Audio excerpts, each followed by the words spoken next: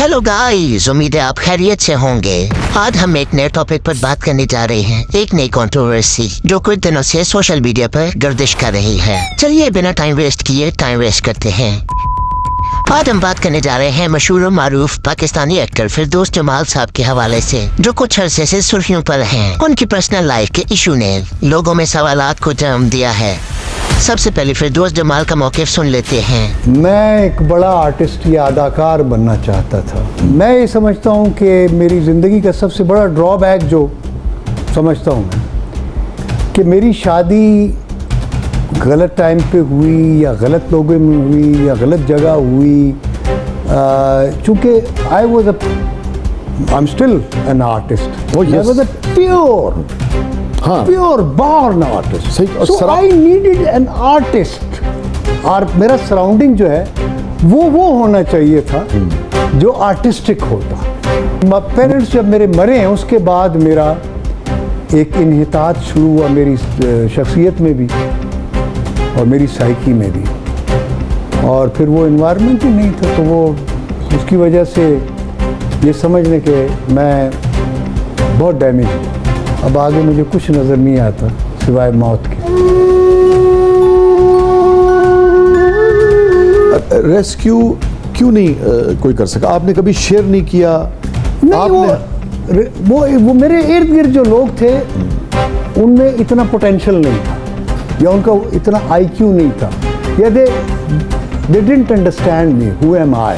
फिरदौस जमाल साहब ने कुछ इंटरव्यूज में कहा कि उनकी फैमिली के साथ उनके ताल्लुकात काफी खराब हैं और अब वो अपनी फैमिली से अलग रह रहे हैं। उनका कहना था कि जब उनका कैंसर का इलाज हो रहा था उनके पास खास सपोर्ट नहीं और वो खुद अकेला महसूस कर रहे थे। उन्होंने दिसंबर 2022 में कैंसर का ट्रीटमेंट शौकत खानम हॉस्पिटल में कराया, लेकिन इसके बाद उन्होंने खुद को फैमिली से अलग कर लिया। उनका मानना है कि वो अपनी फैमिली पर बोझ नहीं बनना चाहते। उनके बच्चे अपनी जिंदगी में अच्छी तरह से सेट हो गए हैं। और जो एक बहुत सख्त बात जो लोगों के ज़हनों में अजीबोगरीब सवालात पैदा कर रहे हैं, फिरदौस जमाल ने यह भी कहा कि उनकी शादी गलत जगह पर हुई है। देखिए, आप बहुत बड़े एक्टर हैं और आपको दुनिया को नो है। आपको आई गेस 40 से ज्यादा अरसा हो गया है फिल्म इंडस्ट्री में, और आपकी 70 साल जिंदगी में आपको ये आइडिया हो गया होगा कि आपको किस तरह बात करनी है। एक जगह आप ये कह रहे हैं कि मैं अपनी फैमिली को डिस्कस नहीं करना चाहता, ऑन द अदर हैंड आप भी चीजें लोगों के सामने नुमाया कर रहे हैं।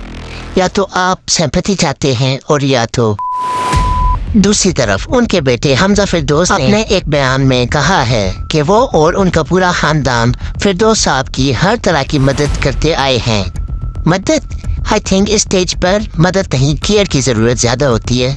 हमजा ने यह भी कहा कि उनकी मदर को भी ये दूरी कभी मंजूर नहीं थी और वो अपने वालिद की सपोर्ट में उनके साथ खड़ी रही हैं। हमजा का ये भी कहना था कि उनकी पूरी फैमिली फाइनेंशियली और इमोशनली दोनों तरीकों से फिरदौस साहब की मदद करते आ रहे हैं और उन्हें अकेला छोड़ने का कोई इरादा नहीं है।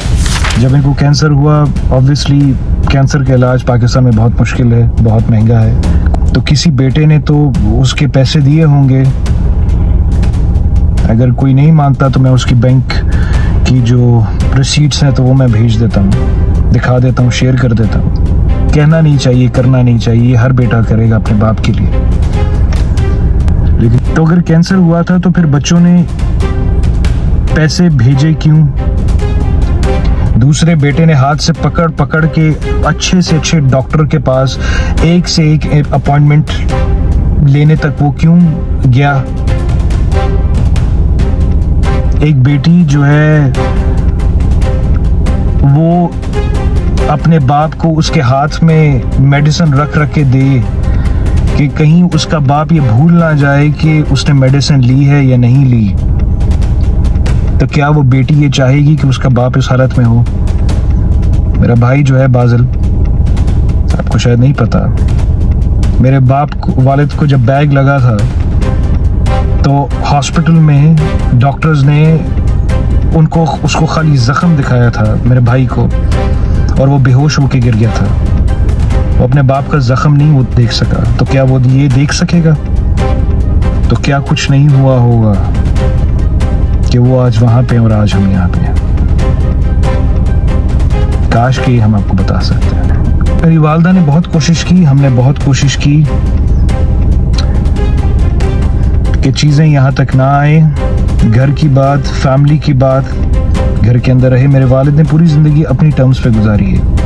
वो आज भी यही कहते हैं कि मैं अपनी टर्म्स पे गुजार रहा हूँ। तो उनके पास पैसे थे जब वो गए थे, जब उनके पास पैसे हैं अभी, तो उन्होंने उस जगह का इंतखाब क्यों किया? इस बात का जवाब उनके पास भी है, इस बात का जवाब हमारे पास भी है। लाहौर में बहुत अच्छी अच्छी जगह हैं, मुनासिब कीमत पे आपको मिल जाती हैं। बुरी जगह क्यों? ऐसी जगह क्यों? लोगों को पूरी की पूरी बात का कॉन्टेक्स्ट का नहीं पता, तो इसकी वजह से अजम्पशन करना बहुत आसान है, लेकिन उस अजम्पशन की कॉन्सिक्वेंसेस कौन भरता है? काश कि आपको पता होता। एक शो में बैठ के ये कहना बहुत आसान है कि मेरी शादी गलत जगह पे हुई। एक माँ के लिए बहुत मुश्किल होता है। ये वीडियो बनाने से पहले मेरी माँ ने मुझे बहुत ताकीद की कि ज़रा बेटा ज़रा थोड़ा ध्यान से, क्योंकि उसको पता है एक माँ को घर बनाना। इन तमाम हकाइक से ये पता लगाना बहुत मुश्किल है कि कौन सच बोल रहा है और कौन झूठ। लेकिन हमें जब तक सच का नहीं पता चलता, हमें किसी पर भी इल्जाम तराशी नहीं करनी चाहिए। वीडियोस बनाना और इनके खिलाफ सोशल मीडिया पोस्ट बनाना बहुत आसान काम है, लेकिन आपको पहले हकाइक मालूम होने चाहिए। मिलते हैं नेक्स्ट वीडियो में। अपना बहुत सारा ख्याल रखिएगा।